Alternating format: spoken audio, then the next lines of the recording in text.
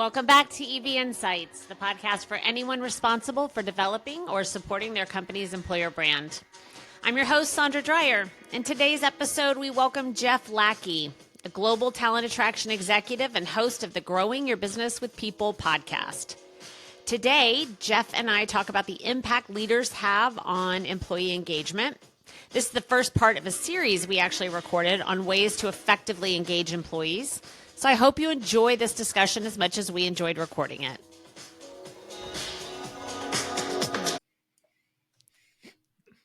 Hello and welcome back to EB Insights, Clickify's podcast for everyone in HR or employer brand or employee experience who has some kind of an impact in the way that your organization is talking about its narrative, both internally and externally to potential talent and current employees. I'm very, very excited today and very honored to have Jeff Lackey join us as our guest. Jeff also has a very successful podcast, and I was fortunate enough to be a guest on that podcast called Growing Your Business with People. That podcast is really dedicated to CEOs or any business leader who needs people to run a business. And some of the guests that you have, Jeff, on your podcast are incredible. I learn something every time I watch an episode, and I'm very excited to have you on board today. Do you want to talk a little bit about your background and kind of how you got started on that podcast? Sure. Yeah. Thank you, Sondra. Sondra is very humble. She doesn't name the fact that she actually helped introduce me to a number of my guests and was the co-host of Growing Your Business with People. So wonderful. I'm trying to learn from the master. I want to learn from the master, Jeff. Yeah. Well, I'll try to introduce you to the person some point in time, but obviously I'm just learning myself. So really appreciate it. So my background, for those of you who don't know me, I've spent over 20 years in talent acquisition, leading organizations from anywhere from $100 million organization that grew to $4 billion to $180 billion, $180 billion organization that grew to $320 billion. So I've seen a lot. I've been able to, my teams have hired people, and over 1 million people across the world, over 70 countries in over 8 different industries. So the thing is that I have a lot of scars on the back from the learning that you get from all of these experiences. And what I would say is that just introduced me to a lot of people over the course of my time. People that are just phenomenally brilliant and insightful, and leaders that could talk about and describe real events that help differentiate them in the marketplace, so that they could not only be proud of the fact that they were a good leader, but they were also effective running a business and being able to be very successful at it. And those two things did not have to be in conflict with one another. They could do both at the same time. So that's what I sought to do. I put together some folks for a podcast. Well, thank you. Thank you so much. And anyone who has not seen Growing Your Business with People, it really, he has just garnered some of the most fascinating leaders' stories, just really incredible. So I definitely recommend, and we will include that link as well below so that everybody can join and can see some of the great guests that Jeff's talked about. I am very fortunate because I also have been able to spend some time with Jeff outside of just directly on the work and on the podcast. And one of the things that we have talked about quite a bit is around the employee experience. And so we thought today would be a great time to maybe take 3 different looks at employee experience. We want to talk about the impact that leaders have on the experience, maybe what that impact can look like in both negatively, and then how do you kind of transform that from a leadership perspective, and what might some of those inhibitors be that could stop that from happening as well. We also I don't think you can get online today without hearing about AI and the impact it's having on all of our lives. And so we wanted to look at it from the sense of the employee experience, and what is that, if you look at it from an HR perspective, are you taking the human out of HR? Hmm. And how does that really impact employees? Yeah. And then the last piece of it is we wanted to see how employees and how a strong employee experience can actually help your talent brand. And Right. before we get started, I thought, Jeff, it might be Mm. good to kind of unify our definition on Mm. employee experience. So I wanted to get your input on how you would define that. Well, I think of it this way. Um, the first thing that you should always be focused on is your customer experience, right? We all, if you're in business, you should be thinking about your customer experience. That's something that you're living, you're eating, you're breathing.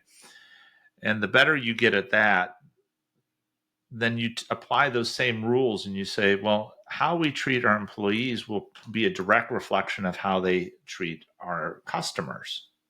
And a great example of that was Harry Travis, a friend of mine, who is also running about the basically like the SVP COO of a $180 billion line of business within CVS. It's called the Pharmacy Benefit Management. Well, he was struggling because we were right in the middle of the pandemic, and we were dealing with all this chaos. How are we decentralizing the call centers? We're trying to figure out how to keep people motivated.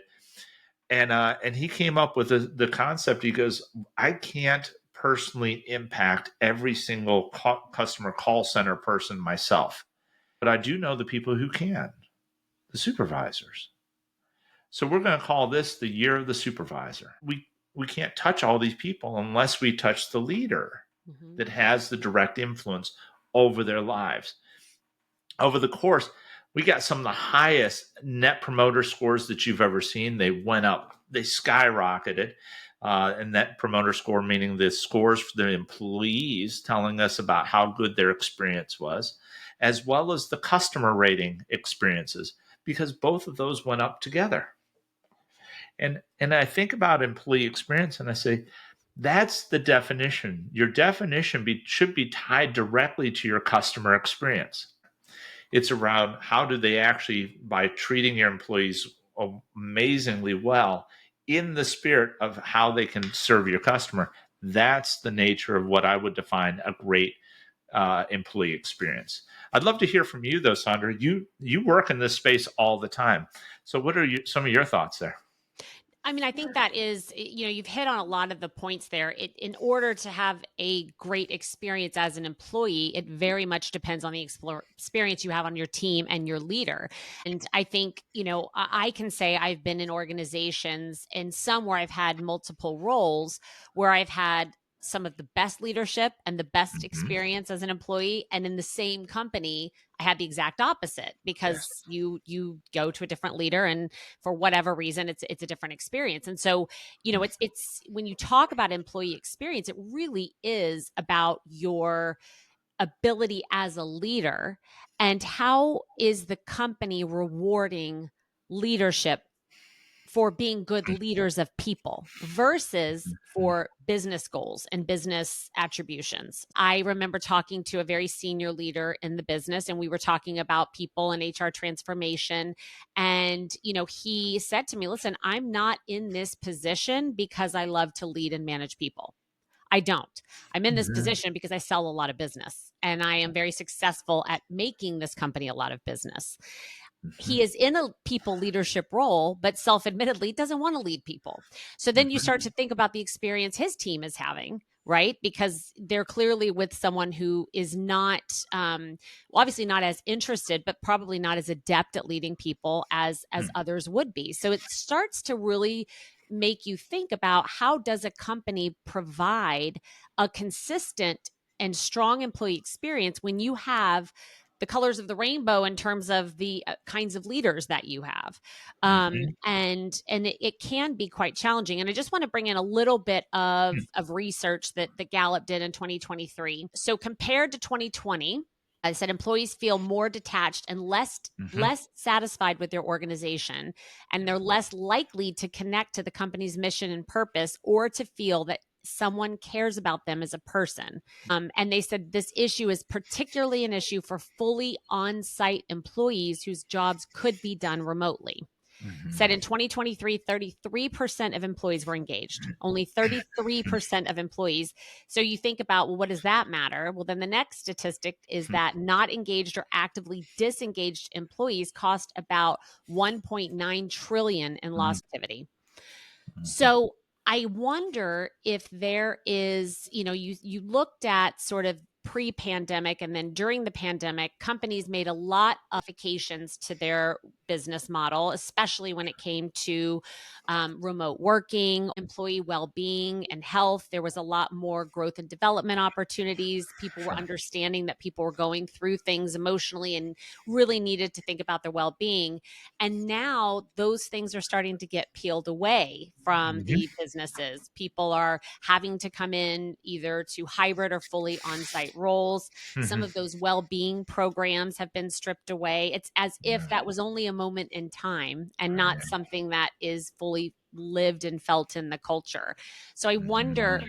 how do we, as HR leaders, as TA leaders, as employer brand leaders, how do you reinforce the importance of focusing on the individual Mhm. versus the mass decisions that are made at a high level and that are not effectively trickled down and customized by either even by team, much less by the individual? Hmm. Well, I'm reflecting on something that actually I just got through a coaching situation with an executive who I'm working with right now. And one of the things that we talked about is that you need to be able to inspire your team on two different levels, on the what and the how. The what, typically organizations are pretty good at this, but sometimes it's funny, this shifts. But the what is this thing that they need to be excited about. What's the vision? What's the purpose? What's the impact we're going to have? That's important. The second part is the how. So you need to be excited by the what, but edified or built up by the how, right? And that's where the leader comes in. It's the behaviors and the values and the way that they lead so that they can get you to the what and they can work with you to get to that what. Something that was talked about, Microsoft, Satya Nadella, who's the CEO. And he worked to embrace empathy as a core leadership value. And to shift that, he put a lot of effort and a lot of work to instill that. And from that point on, we've seen market shifts in Microsoft's ability to perform in many different areas that it required extreme innovation, a dedication to things that were new areas that were unexplored, the AI realm being just one of them, right?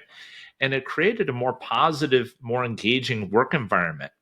So, as you're thinking about this, as a leader, you have a pretty big bully pulpit, right? If you're the CEO of this organization. And what you need to think about, how do I get these people to love not only what they do in terms of the purpose, but also be feeling appreciated and built up by their leadership who is around them.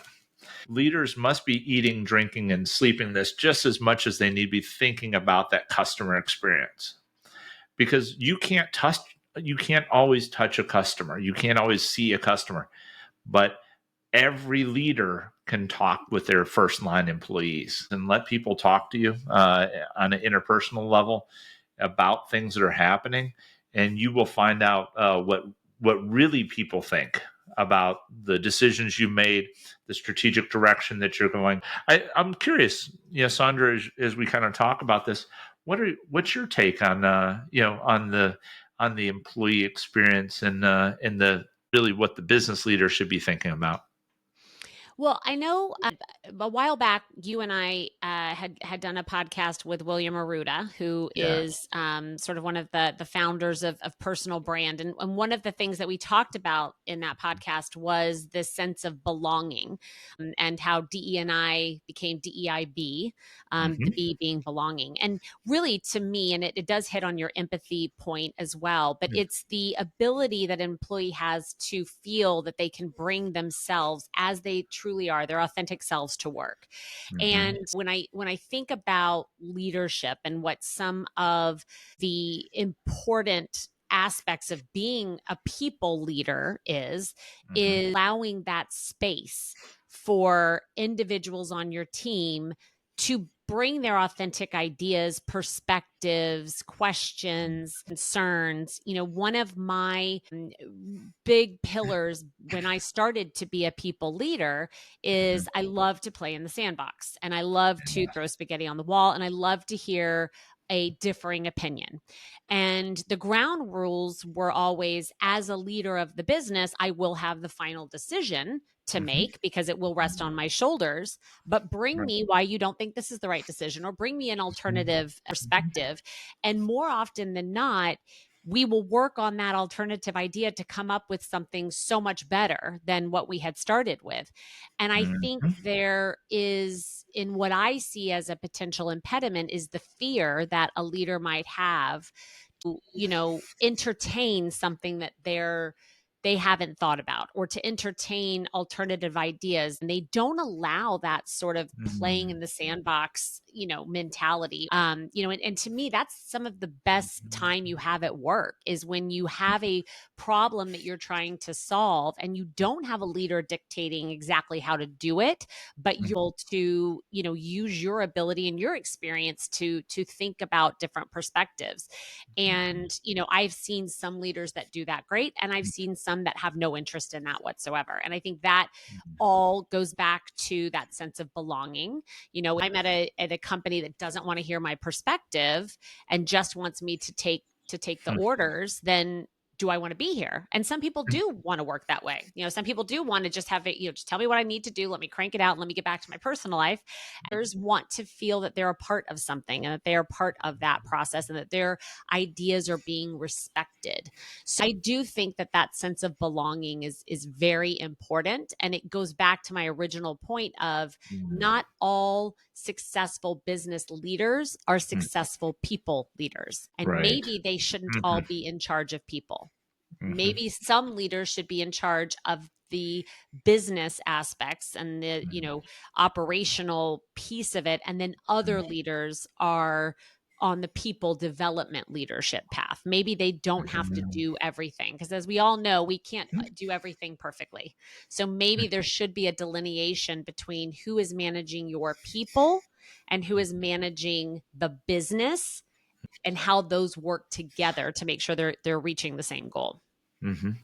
I think of a number of leaders that I worked to coach over my lifetime, and one of the things that the concept is, it's a two words that I use. It's called clearing disorder, and executives love to clear disorder. They love to wipe the desk clean, and this is what we're going to work on, right?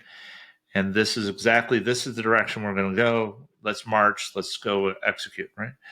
Um, and there sometimes there's a time for that. Let's not think in this all or nothing Mhm. perspective. There is a time to clear disorder and go and execute and do stuff. There's also a point where you have to be comfortable. To your point, I think you made a great point of saying playing in the sandbox. Okay, there's we have one good idea. What's another good idea? Oh, what you think there could be two? No, I think there could be 10 good ideas. Can we get five on the board? A friend of mine, Bob Teedy, said, he goes, the magic of five is that usually you can find out three good ideas fairly easily. The fourth is a little struggle, and usually the fifth is a combination of one of of two or three of the four. What you're doing is you're really stretching them to think differently about the problem itself, falling in love with the problem, and rather than having to fall in love with the solution. Falling in love with the solution is very dangerous. Falling in love with the problem is actually very, as long as you don't decide to make the problem, something that you never solve it, right? But if you're an executive, if you're at the top of your game, that's not going to be an issue for you. Yeah, your issue is taking the time to get comfortable with the ambiguity of not knowing what the answers are, but having three, four, five good answers that you could choose from. And I think potentially. too, yeah, and I think too, I started my career in PR in New York, and it was in marketing PR. And so we would have a client come to us and say, "We want you to push this product," right? Mm, And it's not, you believe it or not, you can't just call up a reporter and get them to write this fabulous article about how amazing your client's product is. That does not work. So typically it would be, we have to come up with some kind of an event or some mhm, kind of, experience where people are getting a different look at something. mm, And every single new client, mm, every single new project, even if it was an existing client, you would start by getting as many people as you can in a room. And we would go on this, and it was a very structured brainstorm in terms of, okay, let's look at this aspect, this aspect. But it was literally no idea is a bad idea. For at least right. nobody could, when you spent the first, I don't know how many, 5 minutes, and everybody would just throw out ideas and we would whiteboard them, Mhm. you did not respond to anybody's idea. You just No. put them out there. And then you would go through this process. And I remember as a young, early 20s coming up Mhm. with this one crazy idea, and I won't go into the client or anything else, but it was a crazy idea on how to promote one of my clients' products. And it was because we were in the middle of that throw everything out, and your brain just started to open, and you just started Yes. to, it's like you're molding sand, and you started building the Mhm. house. But now, somebody's building a car, so maybe you'll do the garage, and then there's this and there's, and I came up with this, I said, what about this and this? And it ended up being the idea we went with, which Mhm. initially when I said it, I was like, this is so outlandish. There's no way we'll be able to pull it off. But we're in that mode of just no idea is a bad idea. And that was the idea that ended up being successful. And the client loved it because it was so out of the box. So again, I think I am so comfortable in that arena Yes. that is the structure of the teams that I led, was to be, let's play in the sandbox, let's add these ideas. Where I think there is the issue is when you don't have that ability, or if you are a leader who has a leader who doesn't want to do that. It's now I've got to wear two faces at work, and I've got two different hats at work, and that can be a Yeah. challenge. So I think there's Mm. an interesting way of allowing those people who don't want to lead people, or who are not the strongest people leaders, to find those, carving out those roles where Mhm. they don't have to manage the people and the careers. They could Right. manage the output and, Mm. those pieces of it. Like I said, with that room, they could be in the room during the brainstorm, Mhm. but they don't have to carry it all the way through to the end if that is not their strongest piece. And so I do think Mm. that there is something that, unfortunately, you know as a company, you really only care about the output. Mhm. But the reality is, and what that Gallup statistic was showing us, is that output is significantly costing you money if you are talking to an employee who is completely disengaged or removed from your business and your organization, and they're phoning Mhm. it in for a paycheck. And Well, how do yeah. we settle that? The problem is that organizations love harvesters, right? Executors, Hmm. deliverers, right? Which is wonderful, and I'm big. Like I love harvesters too, right? Think of it if all you have is harvesters, you collect the crop, and the next year, what happens? Well, if you don't have any planters or waterers, weeders, you know, the people that help get it to the point where it's ready to be harvested, then you don't have a harvest at the end. You have nothing, right? Harvesters are wonderful, but they're only part of the solution. You need harvesters, you need executors, you need delivery people, people who are very tight. The trains run on time. All the I's are dotted, the T's are crossed, and you need those. But you also need people at the front end who are on the R&D side, who are thinking like, what is the art of the possible? And I think that's what we're talking about here, is that you have to do the same thing, not only in terms of replenishing how you go about your products and your services to the market, but you have to think differently also about how you work with your people. It's being thoughtful about and caring enough about your people, just to be willing to help them overcome not only their work related challenges, but some of the life related challenges that may have a direct impact on their engagement in their work. The CEO of Hyatt is a friend of mine, and and he was on my podcast at one point, and he said, I didn't appreciate until I would actually spend time talking with the staff that were changing the beds and making the rooms, what they had to go through. Because some of them had to make 3 different bus exchanges, and they would travel an hour and a half to 2 hours via public transportation each way just to be able to service my customers. My bonus got paid because they worked that hard. Because that, if you don't think that's humbling, that's humbling. Once you know that, once you look into the eyes of an employee and realize that they have made personal sacrifices to be able to support their family, which also help you as a leader be able to be successful, my recommendation is just spend some time with your people at the lowest levels and understand not just what it takes to do their job, but what does it take to even get to their job. Yeah, it goes back to that TV show, which I love, Undercover Boss. Yes. Where they're, because they just assume a lot of things, and they don't understand. And I think too, it's Mm-hmm. interesting because as leaders go up in an organization, Mm-hmm. especially if it's been the same type of an industry, they assume all of the experiences they have are the same experiences for those employees in those roles now. And the world has Mm-hmm. changed. I mean, everything has changed, right? Competition has changed, social media has changed, the way Mm-hmm. what people want from their work has changed. Yes. If you look at sort of what people say, what are some of the core pillars of the employee experience? It's structure and role clarity. Mm-hmm. Can employees depend on their leaders? Mm-hmm. Is there purpose and meaning in their work? So those, especially for those workers under the age of 40, they want to work for an organization that has something outside of just profits, Mm-hmm. and shareholder value as their core goals. They want to work for something that has sort of a Well, purpose-driven who company. doesn't? I Yeah, mean, think but about it. Like, why yeah. do you really want to get up to be able to just say that I made people more money today? That's what they care about. And that's what we as leaders need to have the heart of that and understand what our employees are going through to just be able to do that. Yeah. And give them a sense of psychological safety, which is huge too. Yes. So, are they safe Hmm. and protected when they share their opinions or their perspectives?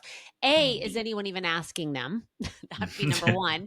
And number two, are they safe in sharing that? And I think, I would hope with the influx of social media, the veil has been lifted off of people. Just, I mean, they'll tell you what they ate for breakfast. They'll tell you their shopping experience. They'll post it on social media. All of this, there's so much more personal sharing and this transparency of experiences that, if you do not create that kind of environment for an Hmm. employee, Yeah. then that reputation will go outside of your Hmm. organization. And whether that is going to be in the moment or whether that's going to be once the employee leaves, you do not manage your reputation. And we'll talk about that when we talk about talent attraction. Your Right. reputation is going to be managed by your employees. So do you want to have leaders that are not providing Hmm. that kind of experience for your Yeah. employees? Then your Hmm. reputation as a company is going to be impacted as a result. And it could literally 100%. be one leader. So It I could think be. it's really important as a takeaway from this sort of discussion and this first piece of it on the leadership. I think it's really important that you don't broad stroke the Hmm. leadership approach. I think it's really Yes. important that you make sure people in leadership of people positions are equipped to be in those roles. They may not Hmm. be. They may be very successful business leaders, but they may not be very successful people leaders. And it's okay. It's okay to be a great business leader and not be a great people leader. Just don't put them in a position where they're going to fail. And I think that's an important takeaway from this. And don't go there and don't allow them to do it without a lot of coaching. Hmm. Exactly. Yeah, And make sure you have if they that in want to place. make that transition from business, from a process leader to a people leader, they should really be given the tools to be able to do that. It's How do not you like expect people them to just know how grow to up do it? and they just Yeah. automatically know how to lead. There's very, very few people in the world that just know how to lead. Thank you again for listening to another episode of EB Insights. Please join us for the next podcast in this series on employee engagement. The next discussion, Jeff and I focus on the impact of AI.